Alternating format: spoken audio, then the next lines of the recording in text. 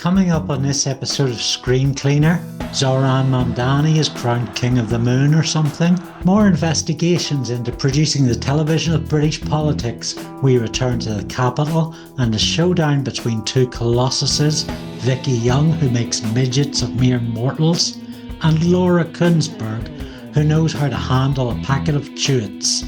She chews for victory.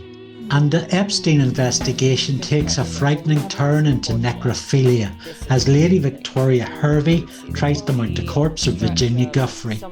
I wish I was joking. Hello, I'm Andree Luke or Andy Luke, and this is Screencleaner, a temporary weekly magazine show about media and politics that's been on my mind. You learn all sorts of things you didn't know by studying the production of a television about politics. For example, this lovely black number here beneath my tie is actually a pyjama top, and below my waist, I am a centaur. But you don't want to see that. You want to find out all about the Laura Kuenssberg Show. 9 a.m. Sunday morning. Who gets up at that time? Children, that's who. Oh, giddy Sunday morning cartoons. Look, grown woman, wee funny dance.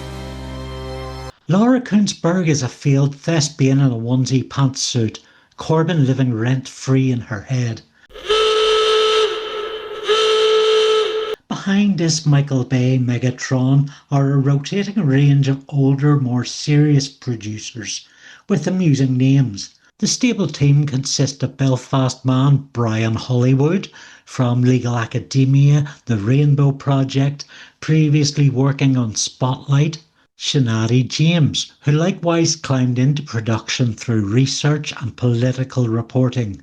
Hannah Capella spent 4 years at Sky as a business editor and Westminster producer. Her muckrack profile lists writing for Yahoo and MSN, with a slew of pieces opposing the BBC licence fee and overall a right-wing skewering.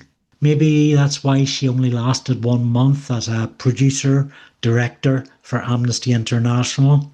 Producer Joseph Cassidy's career with Kuenssberg goes back to November 2020, proudly blethering, "I have done field shifts doorstepping," along with a bunch of other freshers speak. Before that, he spent a year as a social media advisor for Capita, experience gained crushing people's dreams as a crew member at McDonald's for 2 years. Unbalanced, Kuenssberg's crew would at least seem to have the tools to do a balanced job.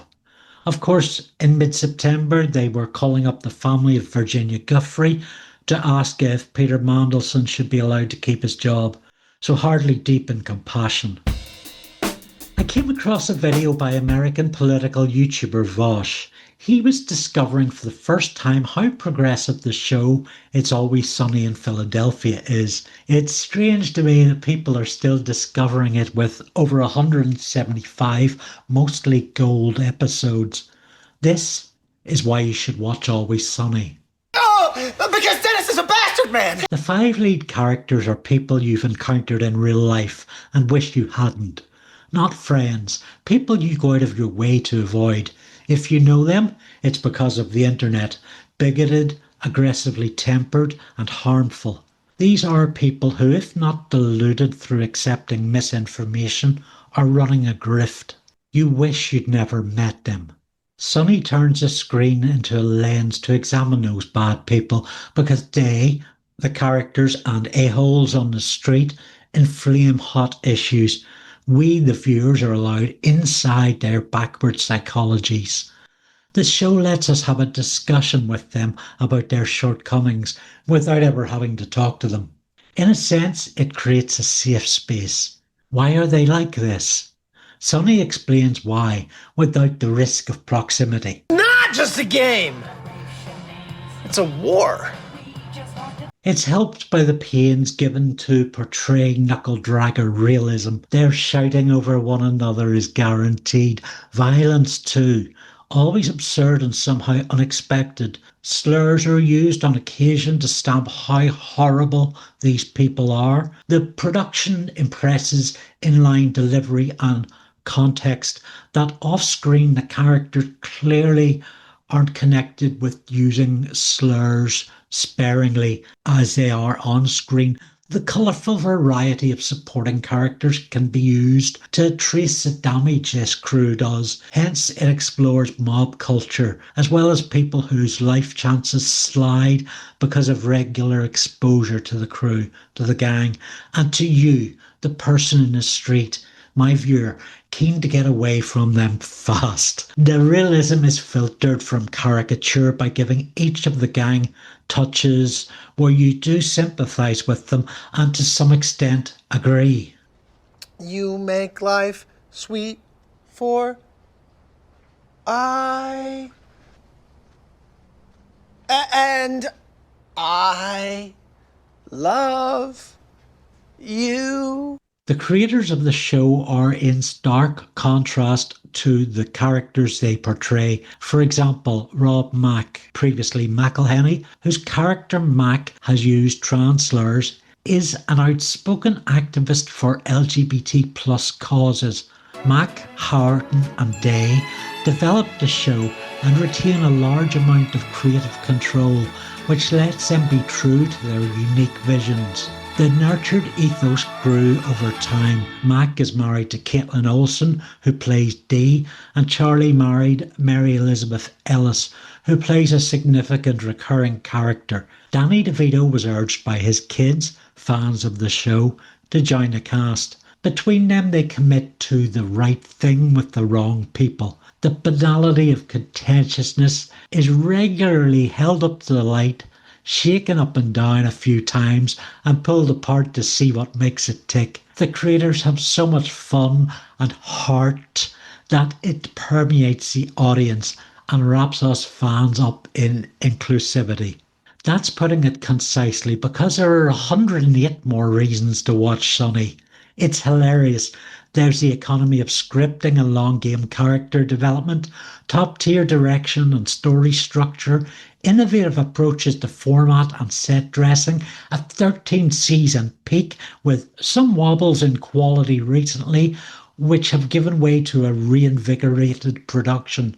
You can pretty much start anywhere too. Season 1 without Danny DeVito showcases why he wanted to come aboard. Sunny is the prime woke SJW comedian, and the world is a richer place because of it. Now, here's something important by one of YouTube's UK politicos, co-host of the Sunday Roast and mastermind of his own On the Pulse channel, Big Maj Studios, none other than Big Maj. Duh. So in this segment, we're going to be discussing another year, another run of Labour, and Reeves coming back because of the black hole there. And so last year we had it. Reeves come back and talked about a one-off tax, which we'll be discussing in another clip. Reeves is dismissing a forecast of a £50 billion black hole in the public finances. And we have no idea how high the black hole is. She gave a really cryptic speech fairly recently, not really outlining much. And the first rule of PR, as Alistair Campbell puts it, is don't have a press conference unless you've got something to announce. So let's have a look at the clip that's kind of haunted her. It's going to haunt her really over the next couple of days and weeks. Because people were going to be a bit nervous. She said this before, then she discovered it was a problem. Will we discover in 2 years' time that there's some reason why they've got to go up? No. Or is this an absolute commitment? It's an absolute commitment. But let me just say this. We've now wiped the slate clean under the mismanagement and the chaos of the previous government. It's now on us. We've put everything out into the open. Okay. We've set the spending envelope for the course of this parliament. We don't need to come back for more. We've done that now. We've wiped the slate clean. So it very much sounds like there's been a reset. And the problem with this whole narrative was that 22 billion black hole. So this is from Paul Johnson. This is from last year. He talked about how the black hole was very obvious for anyone who bothered to look. So this is why she raised taxes in the first place last year. If you look at this, October 5th, 2024, we are in 2025. And so the issue here is that it didn't make sense last year to say what she said, but she kind of got away with it because you could say the Tories hid things, which they did, and of course the fact that you can make the claim, you just come in, oh my god, the books are so bad, who would have thought this, right? But she said last year, wipe the slate clean, fresh start, clean slate, a new name, etc., etc.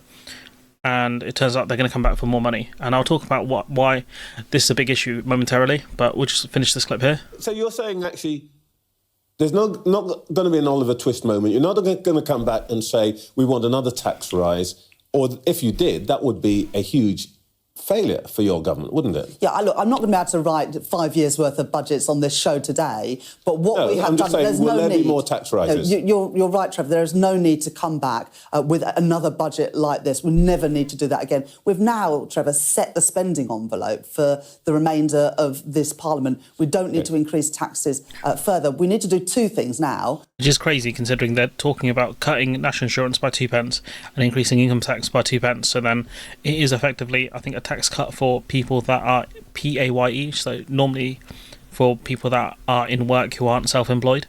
But the problem is there is so much uncertainty now within the government because you have endless speculation as to what the hell's going on here.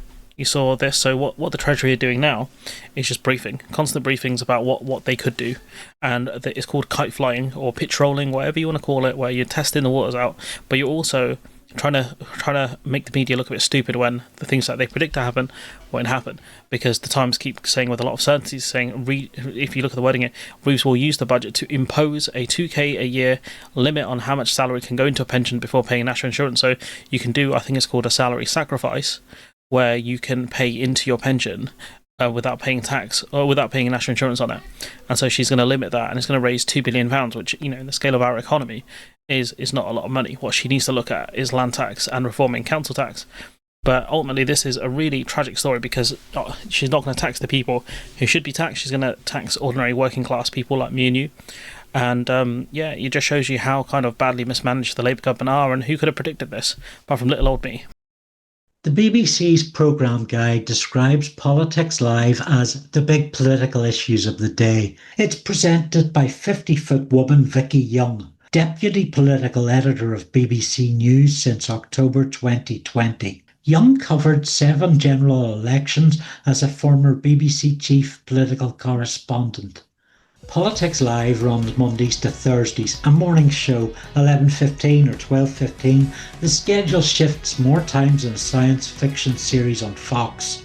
The Wednesday edition is extended by an hour, coming on air at 11:15 as opposed to 12:15 to carry live coverage of Prime Minister's questions.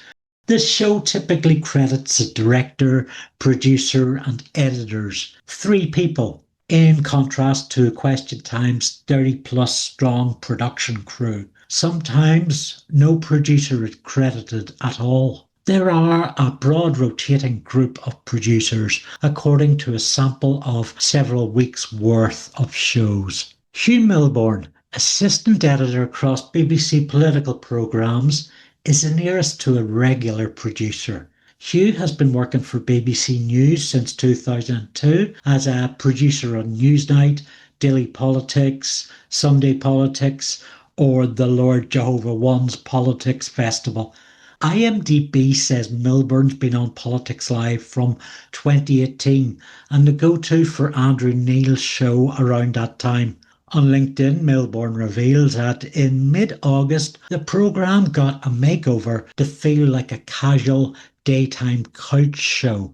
In his post, Milbourne credits Janet McAllen, Chris Cook, Adam Stansell and Lucy Boast. This photo from that page shows a lot more people. I haven't seen such a mighty cover-up of creator credits since DC Comics colluded with Bob Kane to enforce the story that he created Batman on his own. Beth Godwin spent 4 years working in the Cabinet Office in senior comm roles, rolling out nationwide racism. She appears to have departed around the same time as Number 10 Communications Chief Lee Kane, whose leaving due for work purposes was attended by 2-year-old Boris Johnson. Yes, in June of COVID year 1, people attended Boris Johnson's 2nd birthday party. Godwin moved from there to the BBC comms to corporate to journalism at BBC Sounds, and tie-in pieces for the World Service with fluff-bait fake outrage. Oh yes, she was all over sounding alarms on issues that bottom-tier superheroes ought to be aware of. Ha! Legion of Superheroes had one called Arm Fall Off Boy. There's Joel Massey, who has produced BBC Politics since at least 2017. Not much is known about him, or the guy behind him. Similarly, Helen Gray, who didn't get her job with her LinkedIn profile. This outdated CV is a fair bet. A Helen Gray is production coordinator for 2023 Debate Night, employed by Mentor Media, the company who make Question Time. She was also production secretary for Gladiators. Helen has signed a petition to the BAFTAs to recognise the category of production manager. Maybe Channel 4 and Sky could just buy tickets for everyone.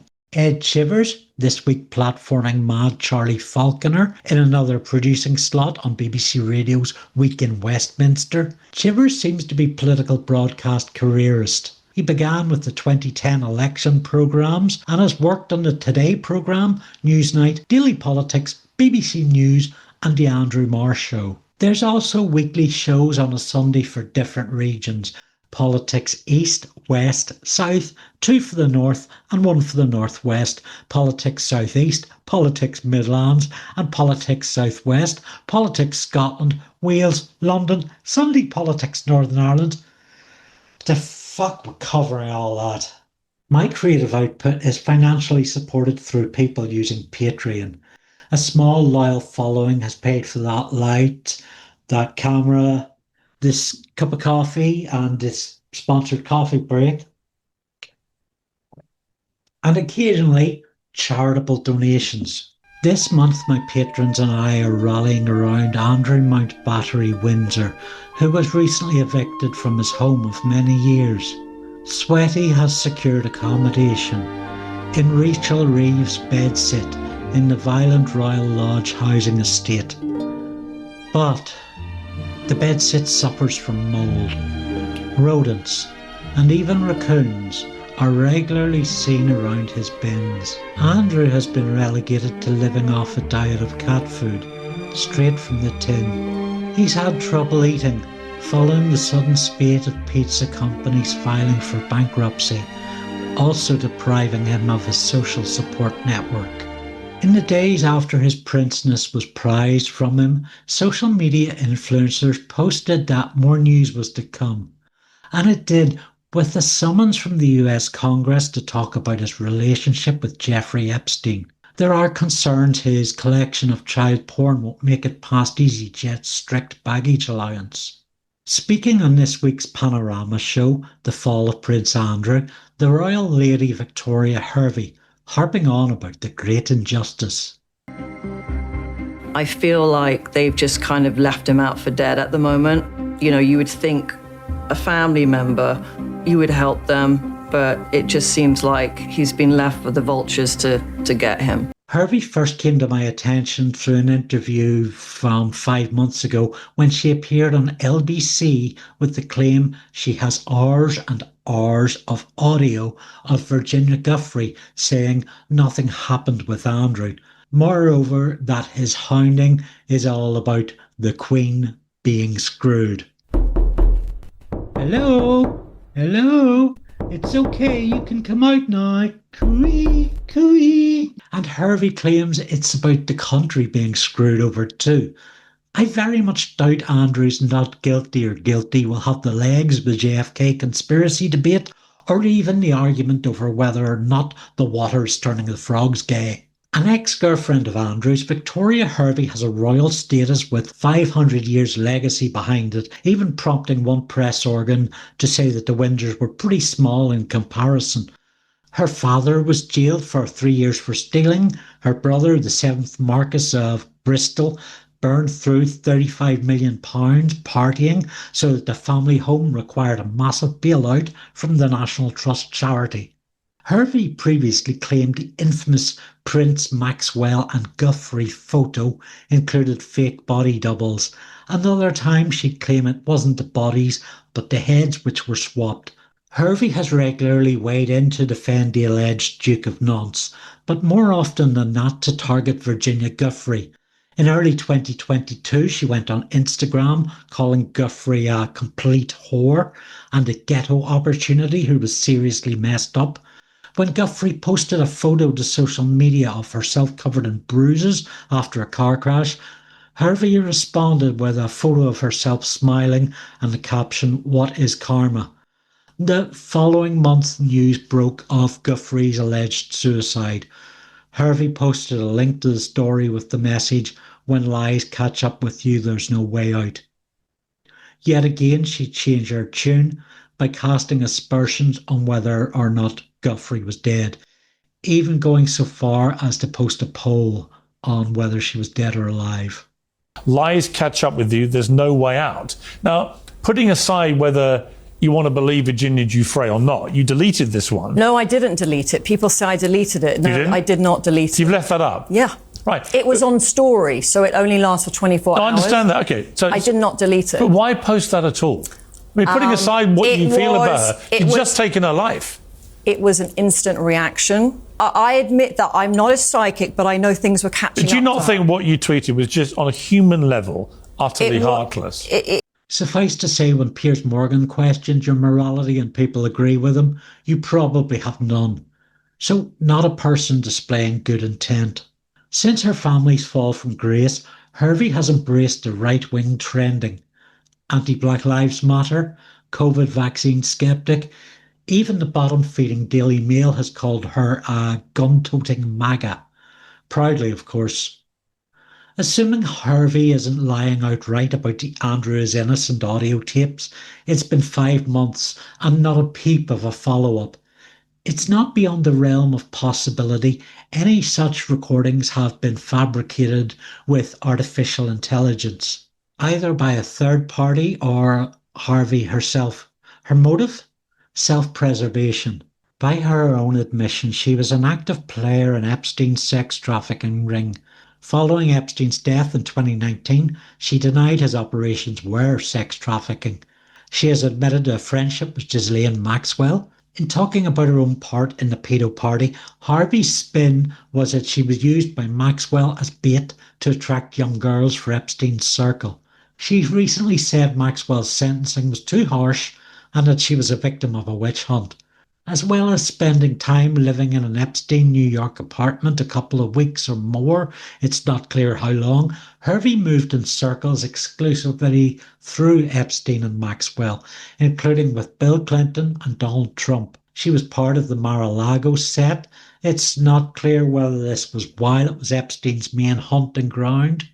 She was certainly a regular by 2021 when Trump had stolen documents on the property and Hervey went for dinner there with paramilitary insurgent Rudy Giuliani. Giuliani was among 77 pardoned earlier this week at a federal level, though it will have repercussions in non-federal cases. Presumably they can all get together for a slap-up banquet with Giuliani making the rounds from table to table. She is as reliable a source as Nigel Farage, who she has partied with and backs to the hilt. Add another to the Reform UK Sex Offender Cork Board. A guest at his American shindigs, sidling up to Steve Bannon and Liz Truss. Hervey often plays the anti-immigrant card, or to be explicit about it, the rather worse, all evils are by immigrants. Hervey shared the news of sending the secret audio tapes to the FBI with LBC's Tom Swarbrick, previously Prime Minister Theresa Hagg's head of broadcasting. Hervey's booking would have been arranged by Swarbrick's producer, Johnny Jenkins, whose previous production role was for pensioner puncher Nick Ferrari. As Jenkins felt happy to platform Victoria Hervey, the sex offender, I emailed him with a more tantalising offer. From Andrew Luke to Johnny Jenkins at Global. Subject, interview on the Tom Swarbrick Show. Hello, Mr. Jenkins. I would be interested in appearing on Tom's show to talk about how Epstein was actually innocent and was working in a Poundland while all the offences were committed. The diddler was actually a robot duplicate built by Palestine Action, working in tandem with the Earth X counterpart of Ghislaine Maxwell, who entered our dimension through chemtrails. When can I appear on LBC? Well, I'm free. P.S. I am also a socialite. I know doctors, dentists and architects and many members of the aristocratic circle. Regards, Earl Finnickley Thrushbottom. It honestly seems to me that by publicising handing over this audio tape, it's deliberately constructed spin for giving formal evidence to the Epstein inquiry. Was she called up? Despite her close relationship to the scandal, she has never been asked to before, perhaps because of her own royal standing. Meantime, Hervey has her eyes set on a career as a Hollywood actress.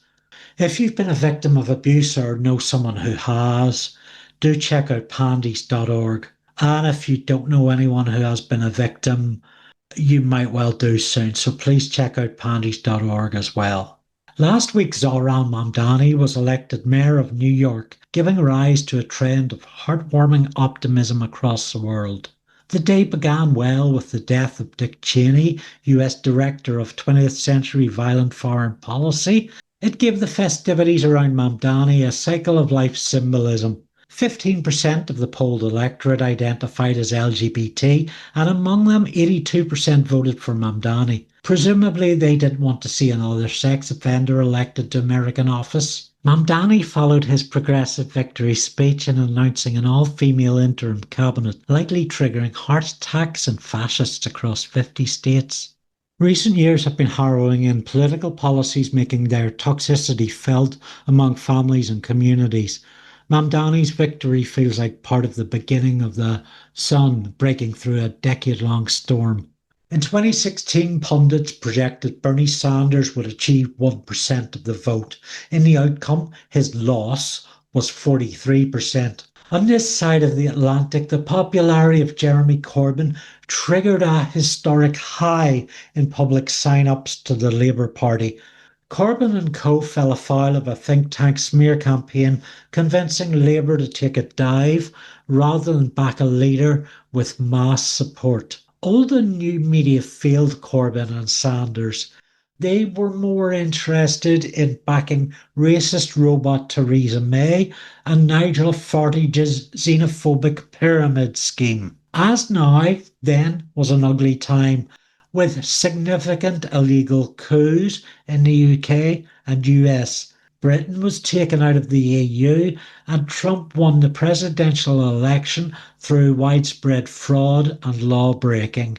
The press's reaction was to assume the position Nigel Farage does when he's paid to appear at a bukkake party. So by 2019, in high office, there are two sex offenders with unlikely hair, both employing the tactic of swamping the news with scandal so that everything was covered up with shit. Shit which traditional and legacy media was far too thicko to see through. The villains are more interesting than the heroes, so it's said. This is a challenge for progressives to not just come over as cool and hip, but uber cool and hip. The main draw, if not the Britney Spears, then the Jackie Weaver. On the global stage, Volodymyr Zelensky became broadly respected for standing up to Putin's tyrants and his willingness to position himself as a rallying ambassador and international symbol.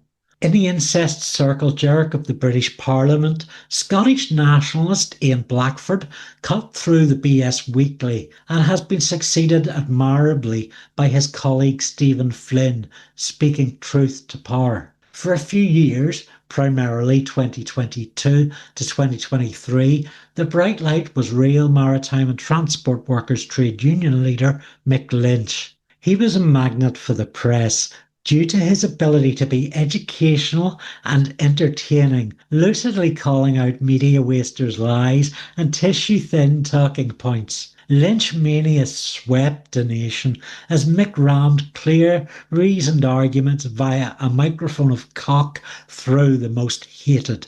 Richard Madley, Piers Morgan, Rishi Sunak, each predator staggered away bloodied, humiliated, and actually each have had significant falls since then. Lynch did it all while speaking up for the elderly, the disabled, and other marginalised groups, as well as his own workers. Truly inspirational stuff.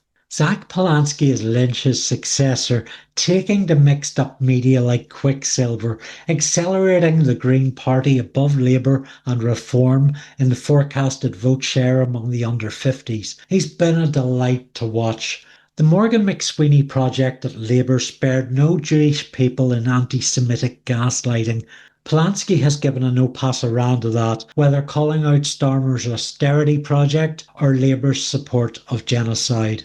It's tempting to treat these examples as harbingers of wider policy changes and new popular discussion. Maybe that's naive, but the flame of wisdom runs through. Envision a possibility that news stories will no longer urgently ask, how many immigrants can you fit in the Hilton chain of hotels? And get to actual priorities, ways to care for survivors of abuse, compassion towards the elderly, planting representatives with better stories which tell of alleviating poverty, and charts of kindness. Hopeful speculation, sure, but ugly speculation has shot its load and sold. Parents fighting with offspring and a neighbour warring on another is tiring for both parties. There's an opportunity for a big hail for us to move forward and stamp compassion on our futures. The exposure of criminals and their humiliation has worked.